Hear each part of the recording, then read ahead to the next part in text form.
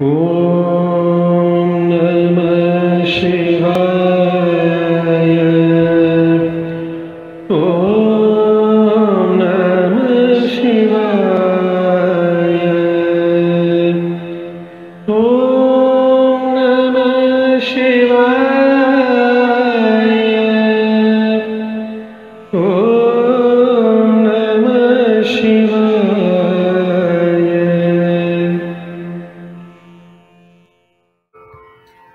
Namaskaram and welcome to the fourth episode of Śiva-Bodha-Mālikā. In the very first episode, when we spoke about the Vedic Devata Rudra, we said that the term Rudra has got one of the etymologies as Yaha Rodayati Sarvan Antakale Iti Rudraha, the one who makes people cry at the end of their life. That is Kāma-dahana-mūrti, is what Rudra was visualized there. And this aspect of Rudra is what we see or what we attribute even in Shiva as a Samhara Murti. And when you speak about the Trinity or the Trimurtis as Brahma, Vishnu, Maheshwara, you find in the Puranic stories of linking the Trimurtis with Srishti, Sthiti, Samhara. Srishti with Brahma, Sthiti with Vishnu, and Samhara with Parameshwara or Shiva. Now when we look at Shiva as Samhara Murti, the Puranas speak of 8 heroic deeds of Shiva. Veera Krityas, Veera Karyas.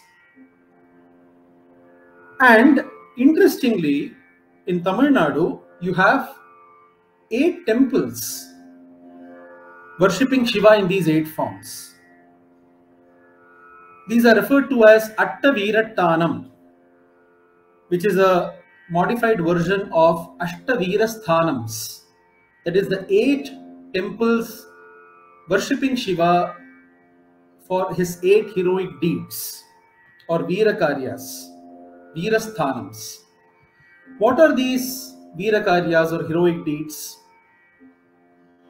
The killing of Daksha, the putting an end to the sacrifice of Daksha, his Garva, and beheading Daksha, burning of Kāma-deva or Manmatha, killing of Yama as Kāla-dahana-mūrti, killing of Andhakasura, killing of Jalandhara, killing of Gajasura, destroying of Tripura and killing Tripurasura, and punishing of Brahma.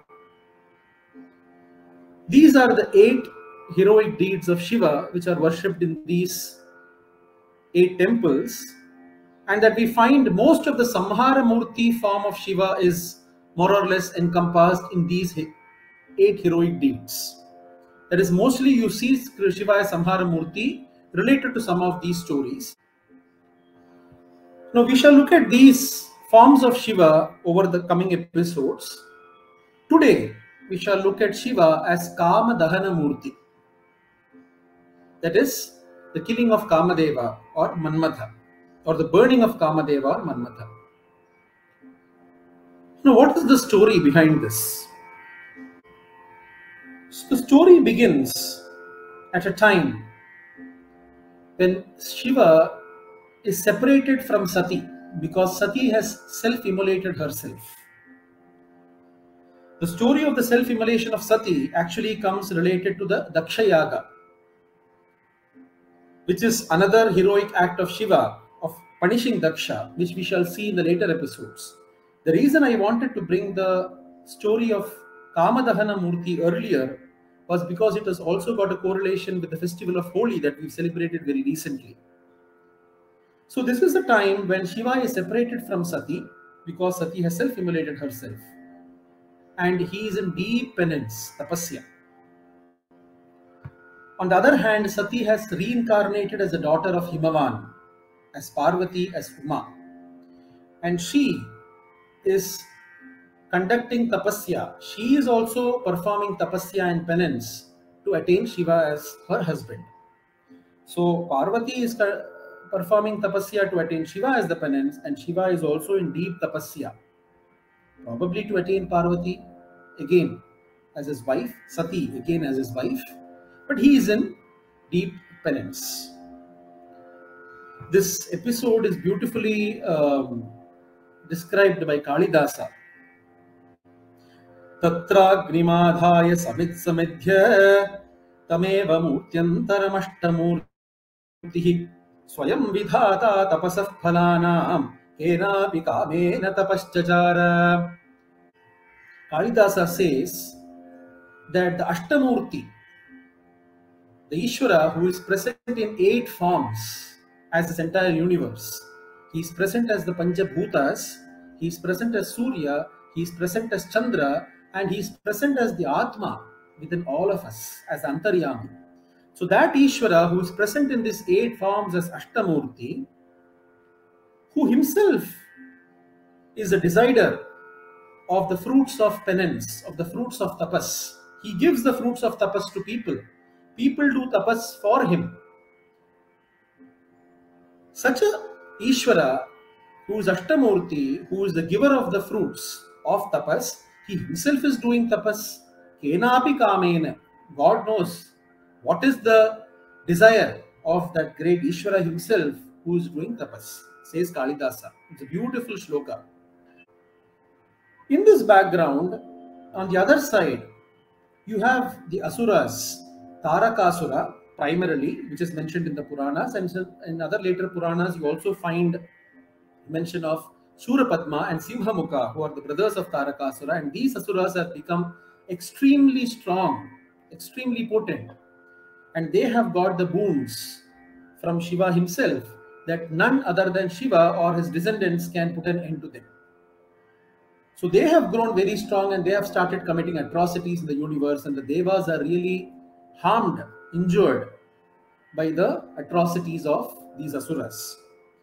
So they want Shiva to remarry Parvati, who is an incarnation of Sati herself, and the child of Shiva can put an end to these Asuras.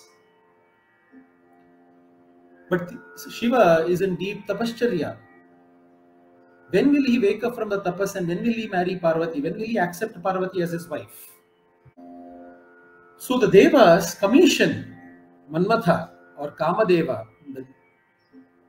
the god of love, to release his arrows on Shiva, so that Shiva can wake up from the penance, and by the arrows released by Kāma-deva, he will feel love towards Parvati, who is doing penance for him.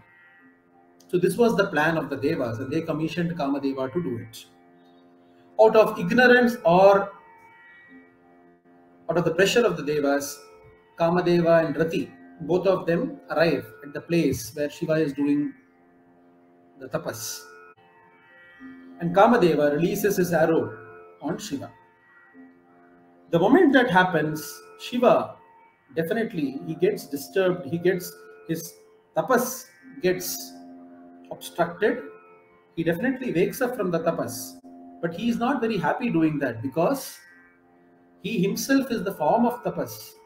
He is one with his self. In that self-realized state, he is identified himself. He is in that Brahmasthiti.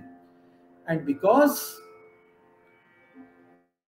of this obstruction, that sthiti bhanga happens. So Shiva is not very happy on waking up from the tapas. And the moment he comes to know that Kāma-deva has released the arrow on him, which has been the reason for the obstruction of his tapas, he immediately opens his third eye out of anger, out of fury, and the fire from his third eye burns Kāma-deva.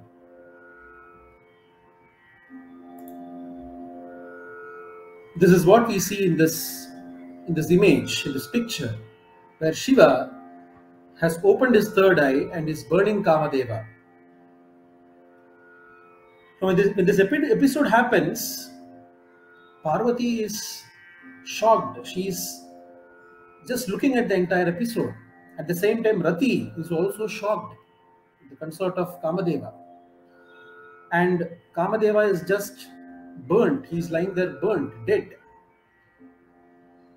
So Rati then prays to Shiva to resurrect, to pardon Kamadeva for his folly and resurrect him back.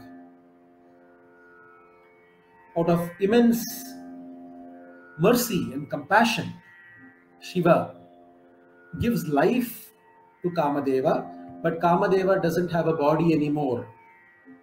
There is no body. He just exists as spirit. That is why he is referred to as Ananga. There is no Anga. There are no limbs. He is just existing as spirit. Certain aspects of the story, Rati is pleading to Parvati. Certain versions of the story, Rati is pleading to Parvati, and Parvati, out of her compassion, resurrects Kamadeva. This is one of the stories mentioned as a background to the form of Shakti as Kamakshi. So, as some of the stories behind the Devata Kamakshi, this is mentioned as one of the stories. That is why in the Kriti Kanchadalaya Dakshi, Dikshitar says, Rakasha Shivadane Suradane Rakshita Madane Ratna Sadane. Rakshita Madane, the one who protected Madana or Kamadeva. So this comes as a story when we speak about Devi as Kamakshi. Whatever be the case, Kamadeva is resurrected back as spirit out of the immense grace of Shiva and Parvati.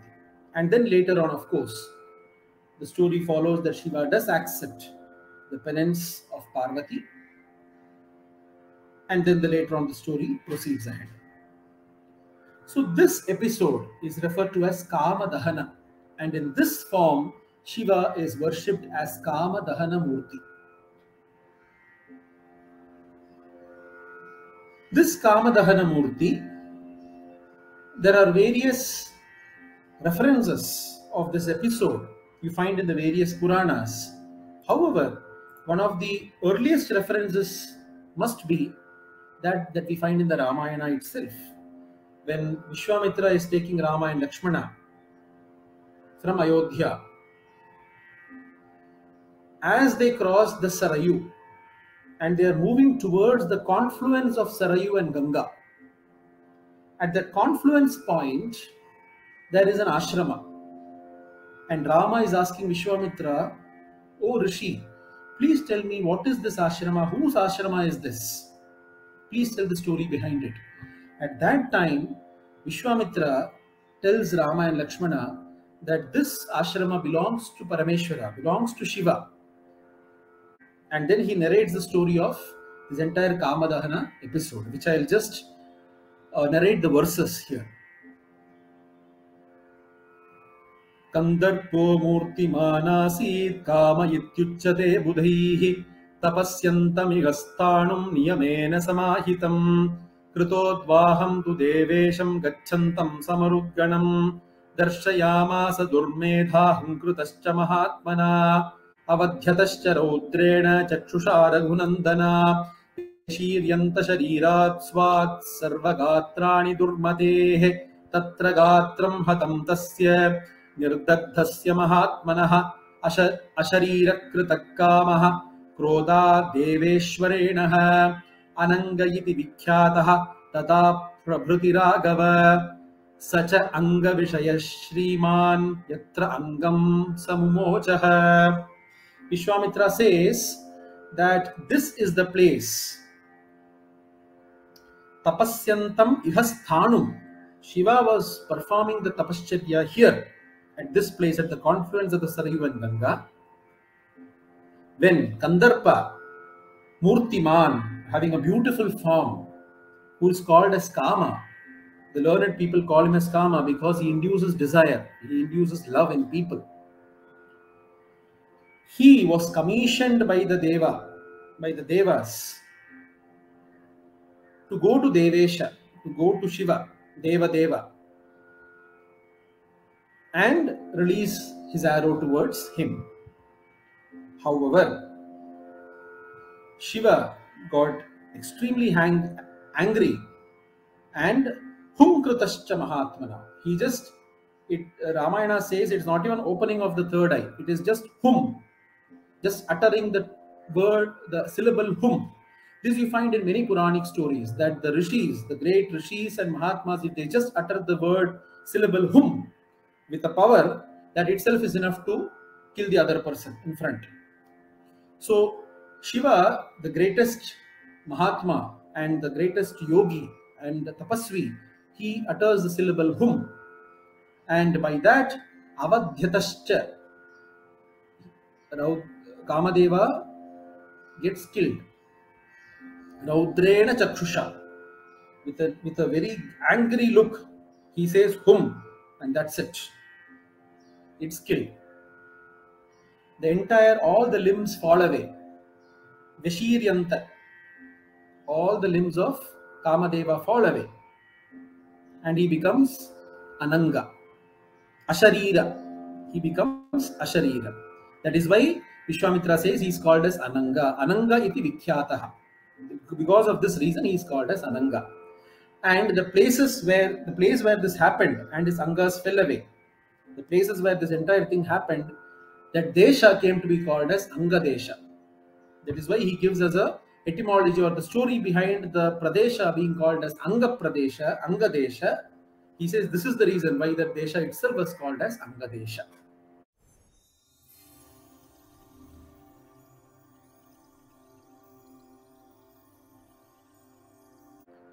So this is the reference that we find in the Balakanda of the Ramayana, where Vishwamitra is giving the story or mentioning the story to Rama and Lakshmana. Now, other than this, you have a lot of sculptures where you find the story being depicted. Now, before going to those, we shall also see how Kāma-deva itself is depicted in many sculptures. You will find the sculptures of Kāma-deva in many places. This is one that we find in the Chennakeshava temple in Belur, where Kāma-deva is represented with 5 arrows, and is generally represented as holding a sugar cane with 5 flowers, right? 5 stalks. But it's also represented as 5 flowery arrows. 5 arrows with different flowers is what Kāma-deva is holding as the arrow, bow and the arrow. So his the weapons or the ayudhas are the bow and the arrow, and arrows he has got 5 arrows. Panchabha. So he's got 5 arrows, and beside him is Rati, his consort. So this is one of the rare sculptures where we find the episode of the Kāma-dahana. This is in the Hangaikonda Cholapuram, where you find Shiva seated and you find Kāma-deva releasing the arrow towards Shiva, who is in tapasya, who is in penance. So this is the entire episode of the Kāma-dahana-mūrti. Now, I spoke about the Attavirattanam or the Ashtavirasthanam, the 8 temples that worship Shiva in different heroic deeds. The temple that worships Shiva as Kāma-dahana-mūrti is a temple in Korukkai, in Mayiladurai district of Tamil Nadu. Veeratteshwarar temple in Korukkai. This is a temple where Shiva is worshipped as Kāma-dahana-mūrti. He is called as Veeratteshwarar, and the Devi Shakti here is called as Jnanambika.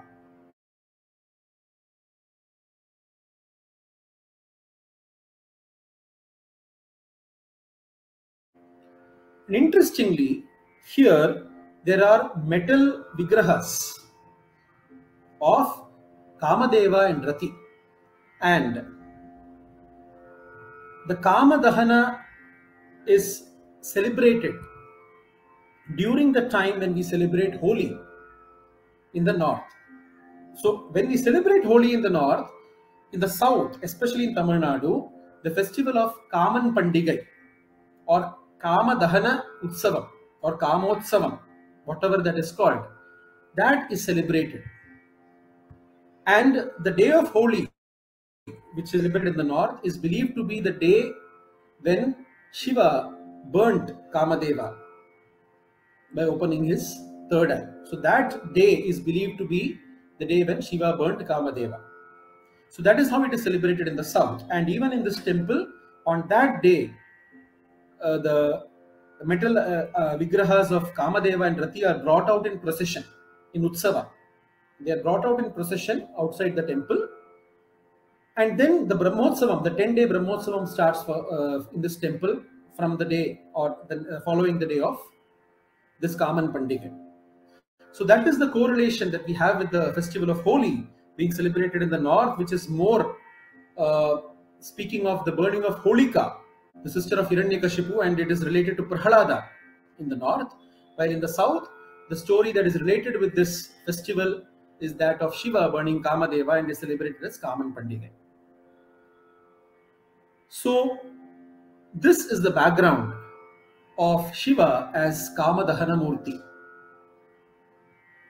There are a lot of songs where it refers to Shiva as Kāmari.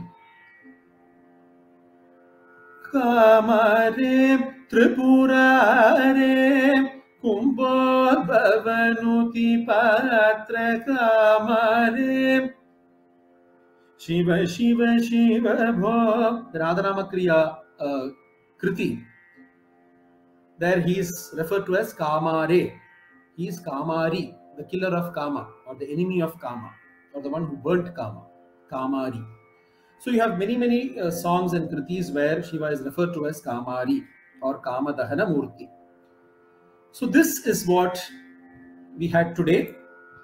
We shall look in the future episodes of the other Samhara Murtis or other Samhara forms of Shiva and the stories that are related to those, as well as the temples that connect with these episodes.